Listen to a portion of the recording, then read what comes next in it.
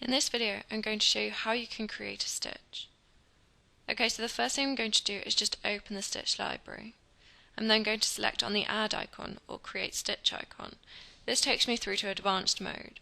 I'm going to make sure that I'm working in the YX plane, so I'm going to make sure Z is selected. I'm now going to create a solid block. Once I've created my solid block, I'm just going to double click on it and this will open the editor. Okay, so I'm going to make sure that the width is set as 2 and the length is set as 0.5 and the height again is 0.5. I'm going to select OK and you can see my solid block is much smaller. Okay, so now I'm going to edit the drafts. So again I'll double click, change the first two drafts to -10, and then I'm going to select on the side view. So this will be the side from the edge, there we go. And then I'm going to double click and this time I'm going to make this -5 and -5. Select OK once again. Okay, so now I'm going to add a fillet, so I'm going to go to the solid features area. I'm just going to turn the view of the library off, so I'm going to go to Windows and Component Library. And I'm also just going to turn this bar at the top off as well, just so I can see the fillet icon. Okay, so I'm going to select the fillet icon. I'm going to create a solid fillet on the two edges, so this is at 0.5, and then lengthways as well, this will be at 0.15.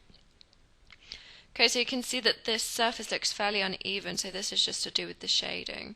So what I'm going to do is I'm going to go to Tools, Options. I'm then going to go to View and Shading, and I'm just going to change the tolerance. Okay, so once I've done this, you can see this looks much smoother.